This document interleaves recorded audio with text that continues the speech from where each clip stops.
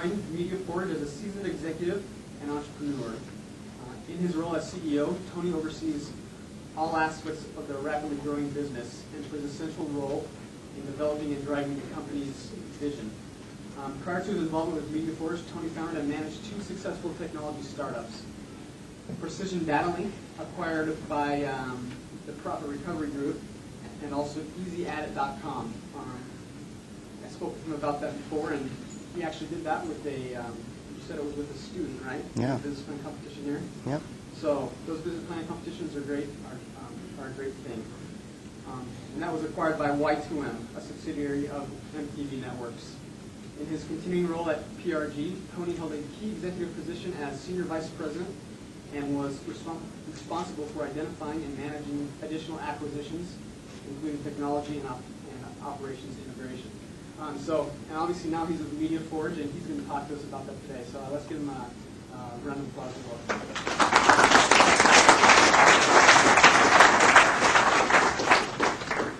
All right. Are we on? We got a lot of wires on here. Well, I'm going to do my best to make it so you don't want to surf the web while I'm talking, but I can't guarantee this is going to appeal to every one of you. But I think there's information in here that you'll find interesting. Let me just start by giving you a little bit more background on myself. I started my first company when I was 21 years old, my first real company. But if you count, starting my first band and playing gigs for food, 15 was when I started being entrepreneurial. I spent a lot of time working in the music business. I put myself through school playing in a band, and fortunately got to spend some time traveling the world performing on USO tours for military troops, from Japan to Australia. And I've also done some work around the production of video game soundtracks in my career as well. Those are sort of my passions and hobbies. I really am more of a creative type than the typical business type. I experienced my first exit, Precision Data Link, when I was 32 years old.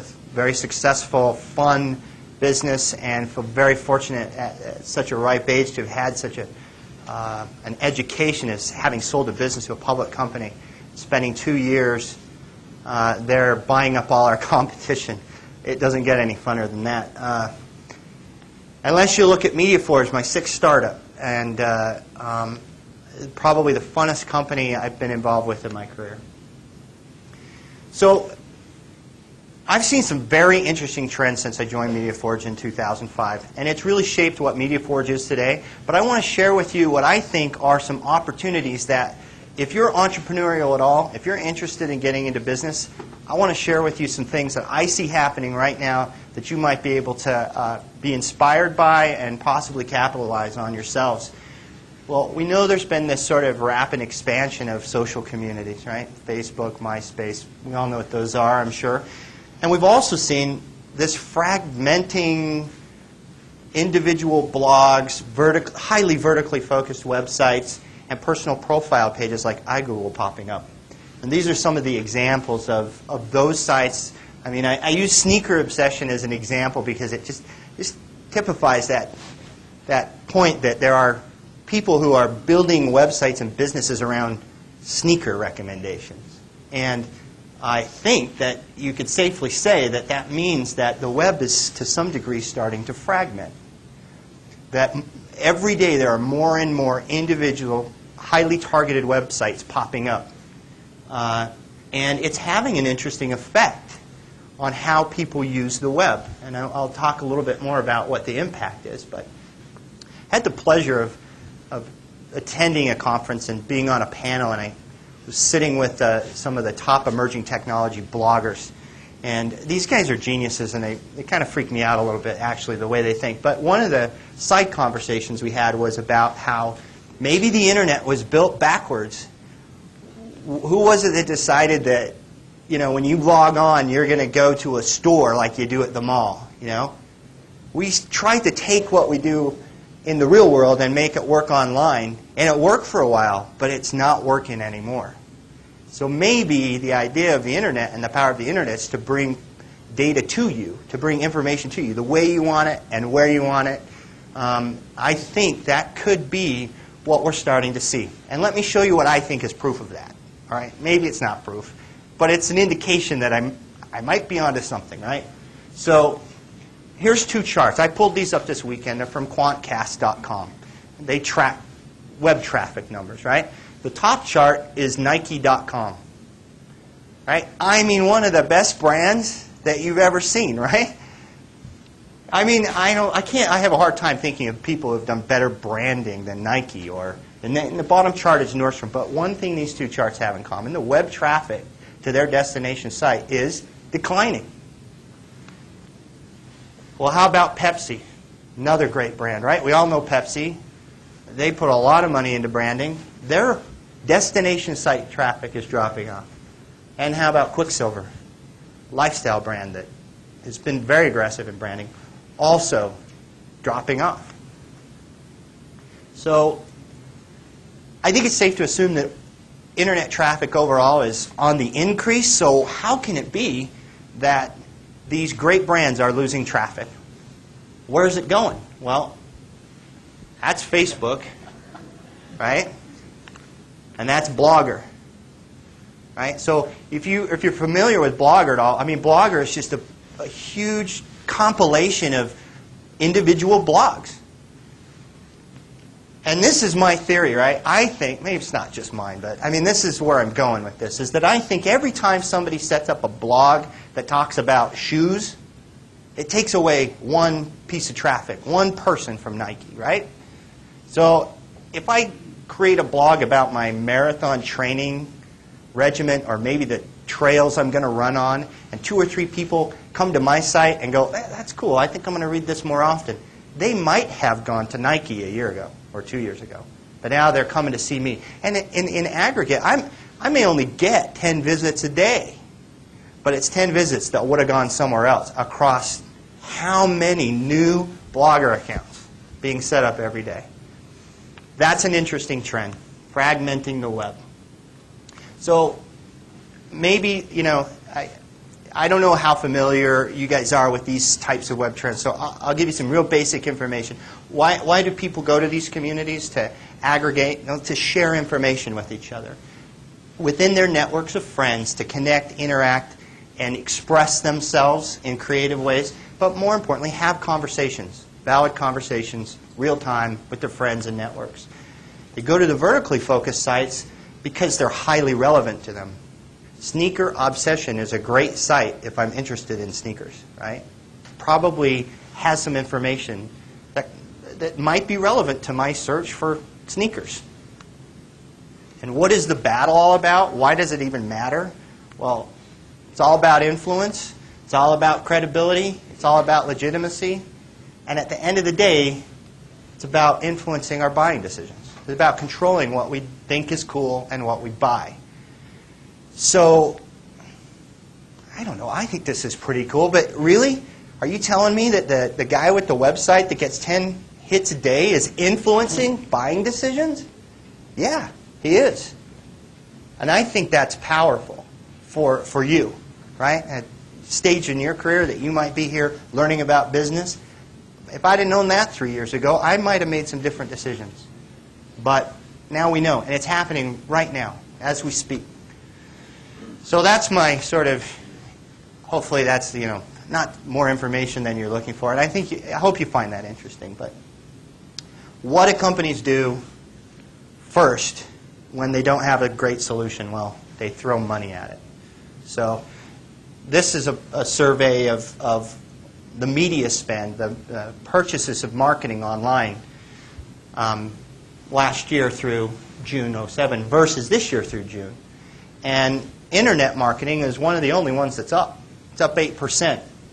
There's some network syndication that's up, and Sunday magazines are up, but the majority of them are substantially off. So the money is moving into this space to try and capture and take advantage of this trend. The other trend is what's called conversational marketing.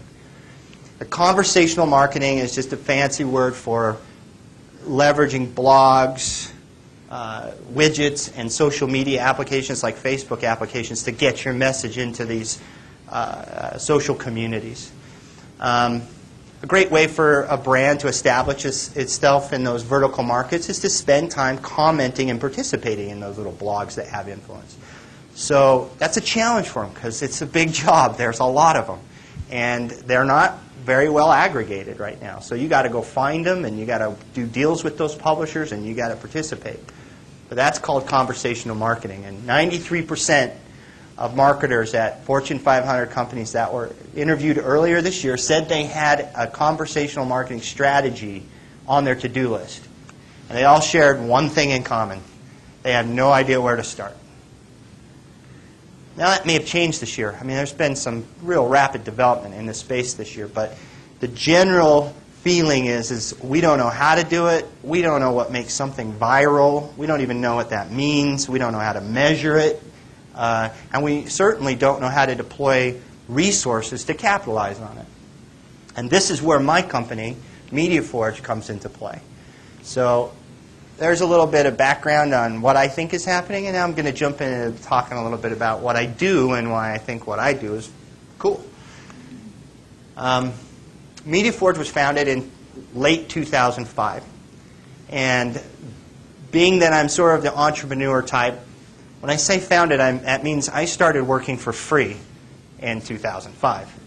I was introduced to this technology that was built around a concept that we could leverage the internet to pull data into a little application on demand. And the target was musicians. What if we could create a little application that sat on the desktop or in a social media environment and pulled tour dates and new music and news in real time into that little application? Wouldn't that be cool? Well, I thought it was really cool. And I spent a good 6-8 months building that concept out. I really felt strongly that there was an opportunity to connect brands more directly with end users. We didn't know that it already had a name, and it was called a widget, and Apple was building it. So very shortly after we sort of conceptualized this, Apple launched an OS system that had widgets built right in. Good idea, a little late on the execution on our part, but I still felt like we had sort of a solid foundation for a business idea. So this will be on your quiz, by the way, the test. What is the difference between, am I allowed to say that, John? What's the difference between a widget and an application? This is the most common question that I get asked when I'm speaking or sitting on a panel or out pitching venture firms. This is the most common question. And the answer is portability. There really is no difference between what a widget is and what an application is, other than a widget is shareable and it can live in a social community, and it can sometimes live on the desktop, and it can be in an iGoogle page. But all of the functionality is possible with cloud computing and hosted servers and all of the technology that exists. That's the difference. So widgets offer application-like functionality in a portable package. It can live anywhere, desktop, social media, etc. There are two types of widgets. There are branded widgets that say something about you, like videos that you put on your MySpace or Facebook page that are really an outward expression of who you are, and that work well in those environments. And then there are widgets that do something for you or provide something to you, and those are utility widgets. So that would be like a WeatherBug or some sports score, stock tickers, all information directed personally to me. That would be considered a utility widget. And these are a couple of examples of what I think are probably the most successful widgets in their category. Obviously, a lot of people don't think of the YouTube player as a widget, but it is. And on the utility widget side, the Southwest Ding, I tell you where I want to fly. They tell me when it goes on sale. I buy through Southwest. Very effective tool. And of course, weather widgets are very popular. So we know what a widget is, and we see the market heating up, and we built some working demos of our concept, slightly different than any of the models that we'd seen. And we targeted music and political fundraising. We went out and we pitched prospective clients with those demos. We talked them into signing letters of intent that if we built our technology this way, that they would buy it, which I think is a critical part to starting a business. I mean, the concept has to be bought into by your customer before you start throwing money at it. I think that's a wise call. We got customers to sign up and recruited some executive staff to help facilitate the development of the technology further and the business development side, and we were off and running. In the middle of 2006, we raised a $1.5 million venture round, Series A, and was led by Prospector Equity and participated in by Gazelle Investments. So we were off and running. Well, sort of, right? It's a startup and it's a technology startup. So it was complicated. Our first client was Mitt Romney for president. And we built this custom application for Mitt with the purpose of assisting him in fundraising for his presidential campaign.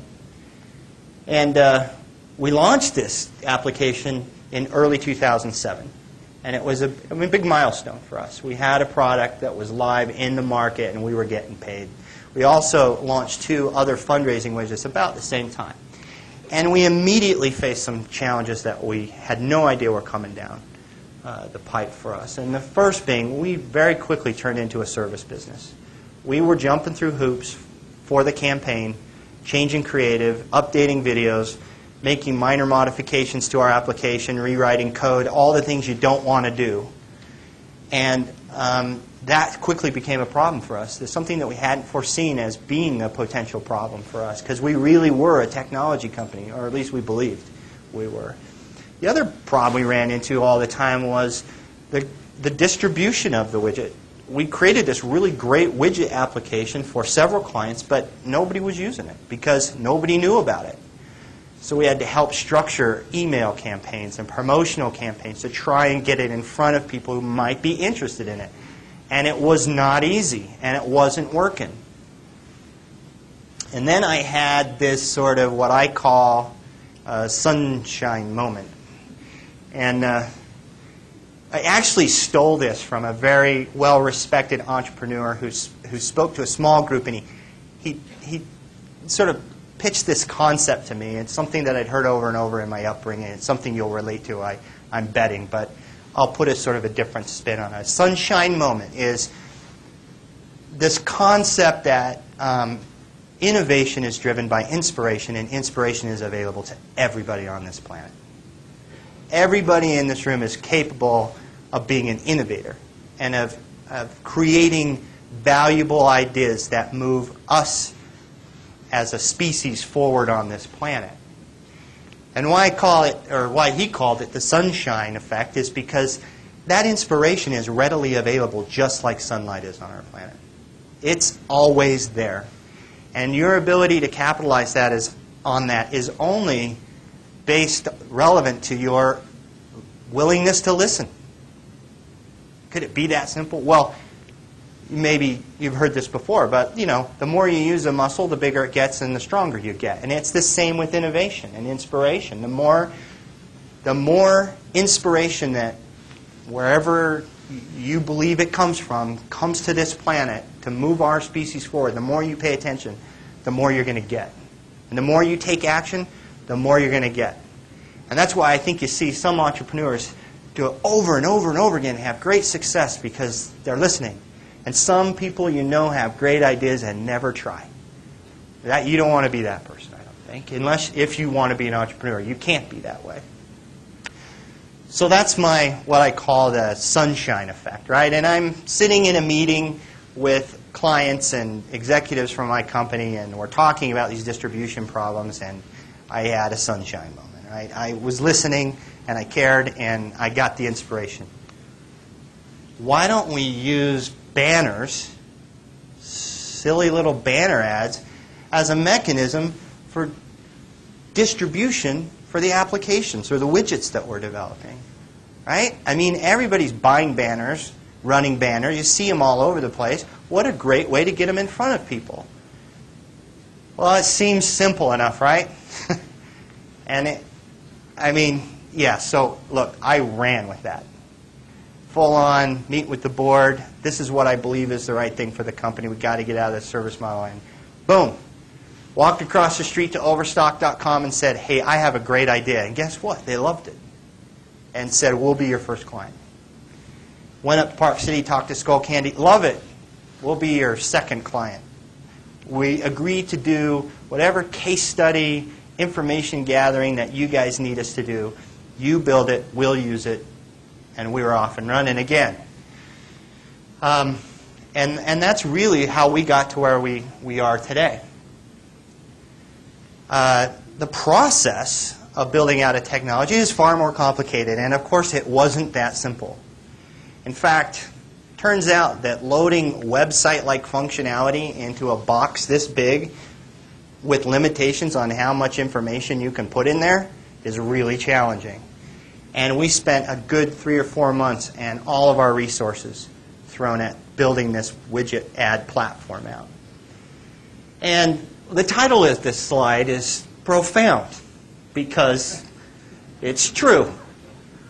I can say that the first people who saw my technology idea in play didn't see anything because I crashed their browser for them.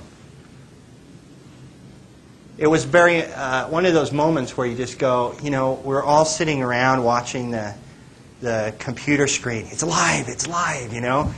How many click-throughs do we have? And we were running it against their static banner and measuring in real time the comparison to see if it was performing better or worse. And it wasn't working at all.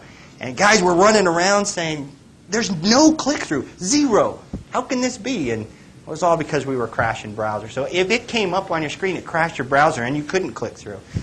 And our test environment was flawed, clearly. And boy, we scrambled for a couple days to fix that. But I mean, I think you got to expect that a little bit. Well, not that. I wouldn't say you expect to crash everybody's browser, but I think you got to expect some bumps in the road. But it shouldn't deter you, and you sort of power through it.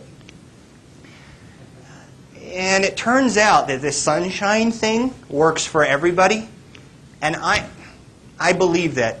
I wasn't the only guy sitting in a conference room that day that went, why don't we do this?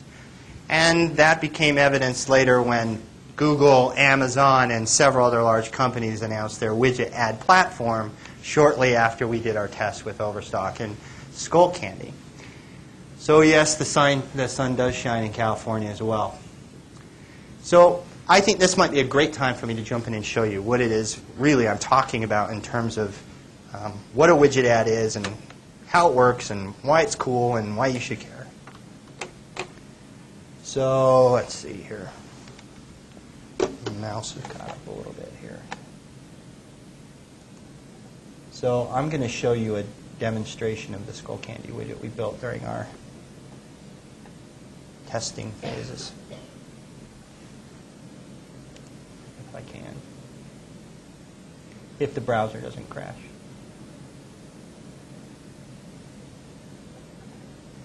All right, so here's an example of a website, Transworld Skateboarding. And here's the standard banner advertisement for Skull Candy. But what's cool about it is when I mouse over it, out pops this widget. And it automatically starts playing a video. What's cool also is that when I mouse off, it goes away. So it's not intended to be intrusive into your browsing environment. It's intended to convey some messaging if you're so inclined and want to explore the brand a little bit further.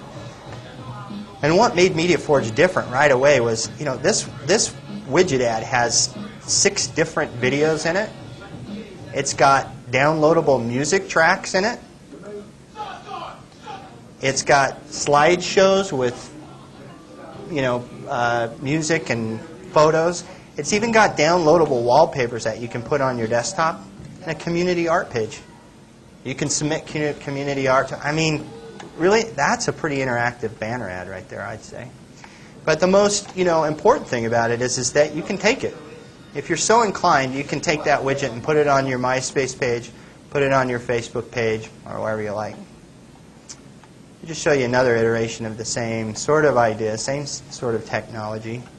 This is the Overstock ad we created. Same thing.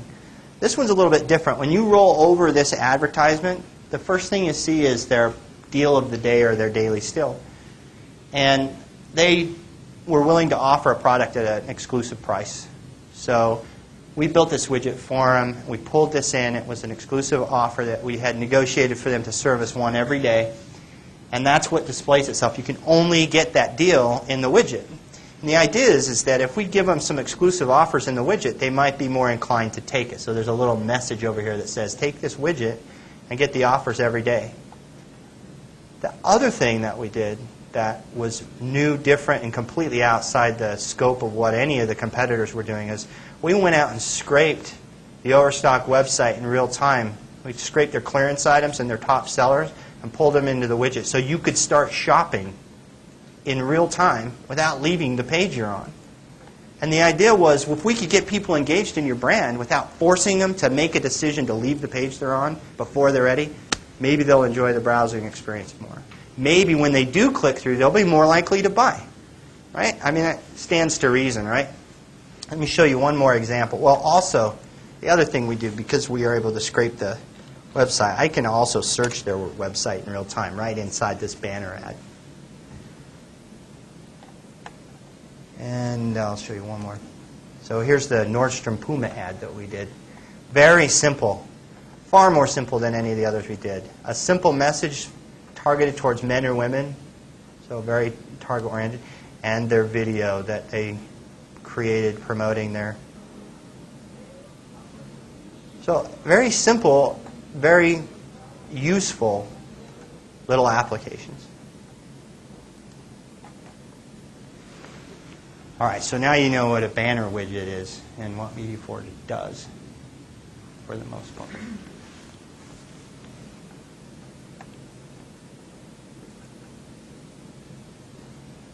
Let's see.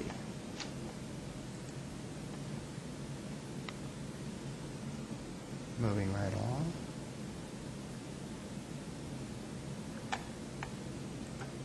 Well, I just keep clicking on those links over and over again. Okay. So how did it go? Ultimately, we saw a 100% increase in conversions compared to the static ad. The Overstock ad, when people finally did click through, they were twice as likely to buy something.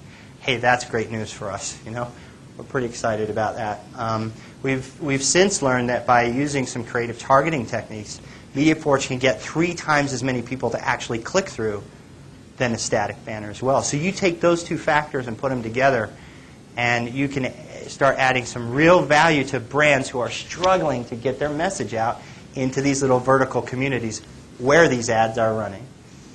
The other interesting thing was that the users that adopted that took that widget and put it on their desktop, added in the 30-day period of time an 8% increase in revenue.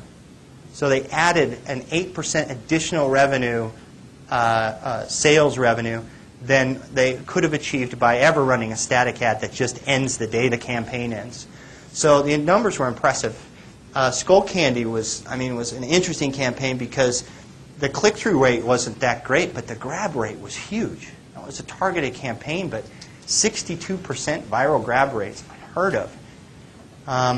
They have a pretty great product, so it was maybe a little easier than it would be for some other brands. But our value proposition ends up being, look, we're a template-based company that can spin these up now in less than 5 minutes.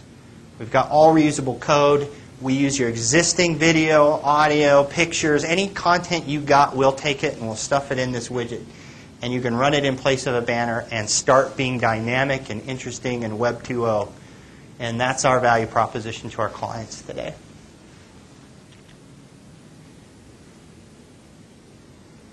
Things that make a widget cool is it's dynamic. We work with all kinds of content. You can see a couple of different examples there on the left. The browse and the search that I showed you, but the targeting is also really important. And it's conversational. It's interactive. I can choose to view the content I want to see in real time, and I don't have to go anywhere. It's a better user experience for everybody. Great way to highlight your top products or exclusive products, and just all about creating a better user experience for everybody. All of our widgets that we build at mediaFORGE are extensible into those two environments. The personal profile pages, the social media environments, and because they run as ads, we can reach into every blog, every small vertical website, and target those customers that you're losing at your destination site with these widget ads. And all of it is tracked. We track every interaction with it and create this sort of analytics profile of people who are interacting with your brand. And it's all dynamic. So we can change the banner at the top and make it geared towards a female. We can make it geared towards a runner versus a hiker. It's all dynamically driven. So all the elements load in real time depending on what website it's on and who's viewing it.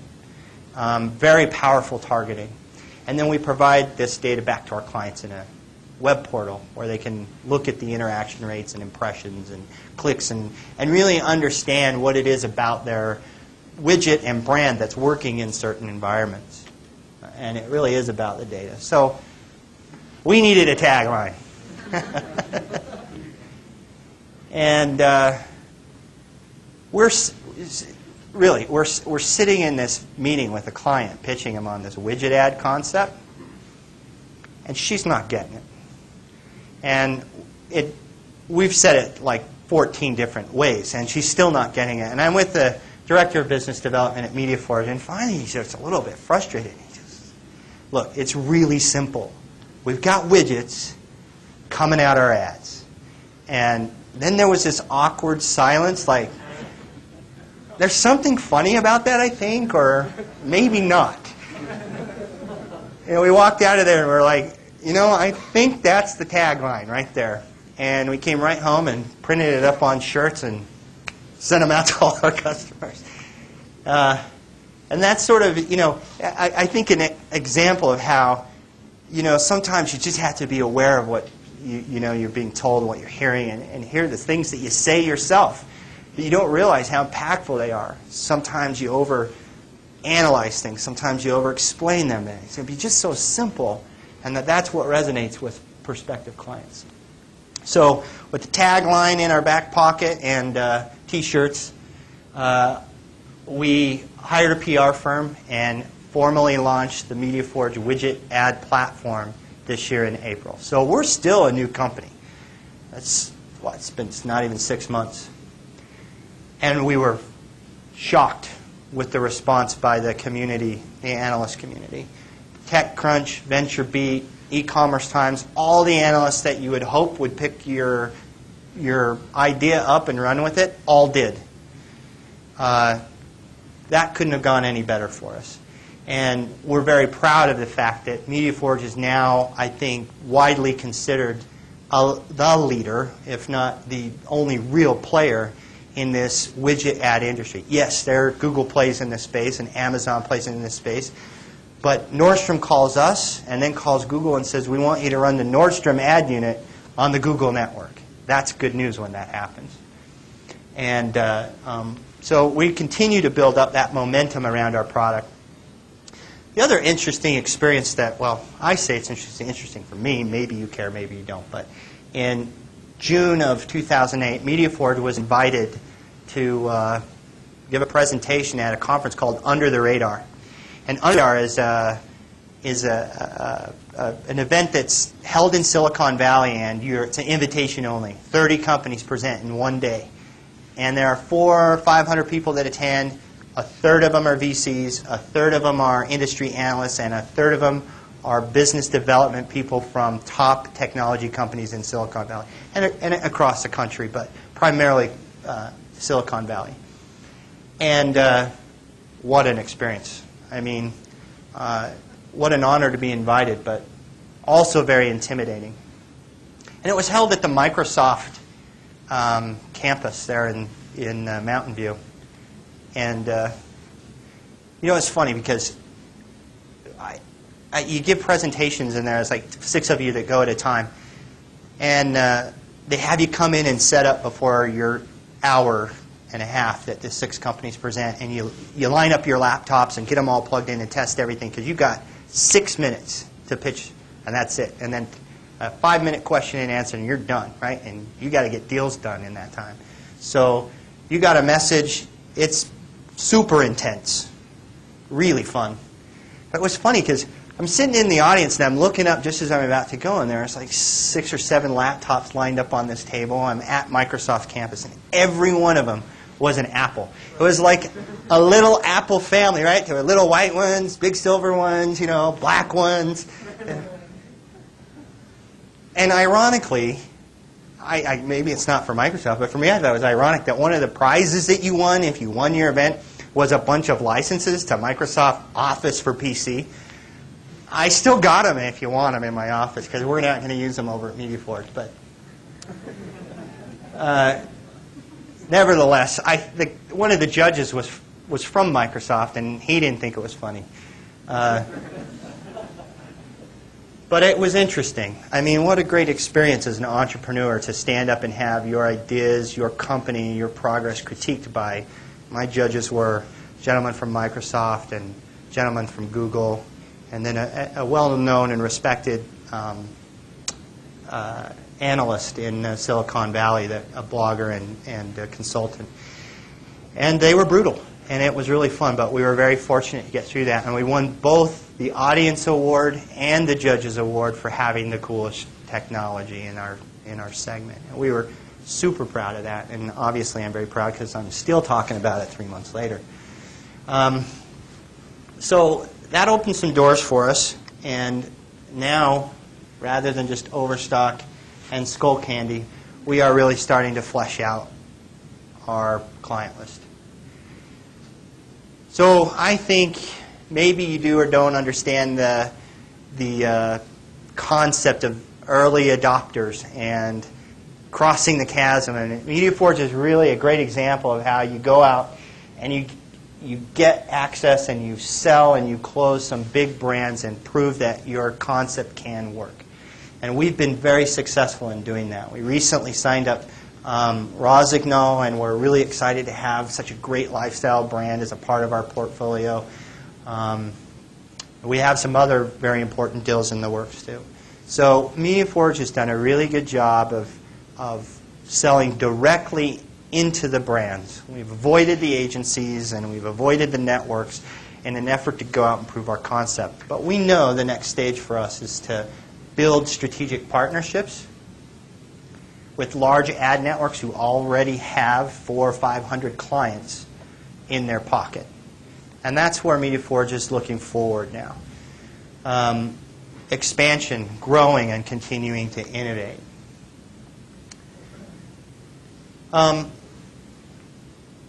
And really, this is sort of just, the last sort of message that I wanted to communicate when it comes to talking about mediaFORGE, the company's value proposition, and how we're addressing those trends that I talked about at the first of the presentation. And that is that mediaFORGE is providing the avenue for brands who are losing traffic at their destination websites.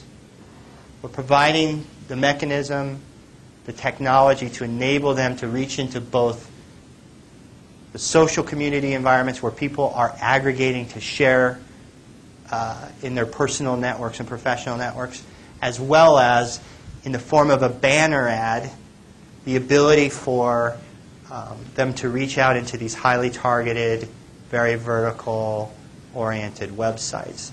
We got them covered, and that's our message when we pitch our clients. So I kind of rushed through this. I'm looking forward to answering any questions. I had planned to end there, but there's probably one more thing that you should probably know, and I realized this last night when I was finishing up this presentation, is you probably want to know how we get paid. That's an important part of being an entrepreneur.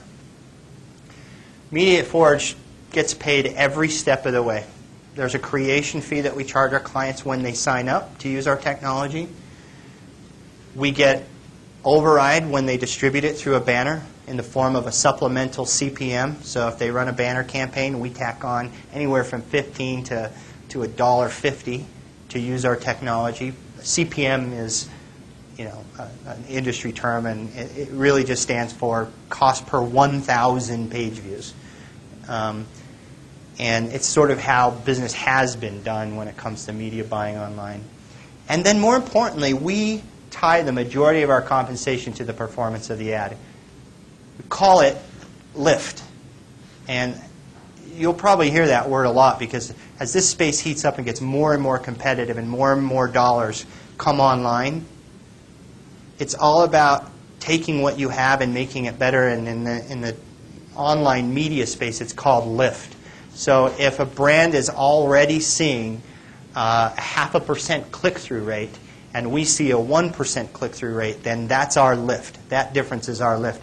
And we charge them a commission for creating that lift. And that could come in the form of override on purchases that they make. It could come in the form of supplemental click-through rates. But it's all about performance. It's all about delivering more value for their media purchase. And our objective as a company is to create a residual income from distributed widgets. Our long-term vision is that every brand has a mediaFORGE widget ad and thousands of widgets on desktops and social media pages for drugstore, for Nordstrom, for any brand you can think of. And every time somebody browses and buys something, we get paid. That's our vision at mediaFORGE, and that's what we're all about. Here's some case study data that you may also find interesting, and it's also one that I threw in because I thought, well, these guys are going to be pretty smart, so I better have something to back up my vision here. So this is not our application or our widget. This is the Southwesting widget. It was probably one of the first most useful widgets in the online marketing space that I can think of. And at the beginning of this year, there was some case study data released around the success of the Southwesting widget. And the numbers are phenomenal. They had 1 million+ downloads of the application. And last year, it generated $150 million in sales for Southwest. If that's not turning the internet upside down, I don't know what is. That's great. They learned that users of the widget were 16 times more likely to buy again from Southwest and visited the site 16 times more often. The traffic that it drove was more efficient. I don't know if you get what that means, but they knew what they wanted when they got there, and they spent less time browsing and more time buying because that initial shopping experience is offered early on. And I think, again, very, very important, loyalty to the brand.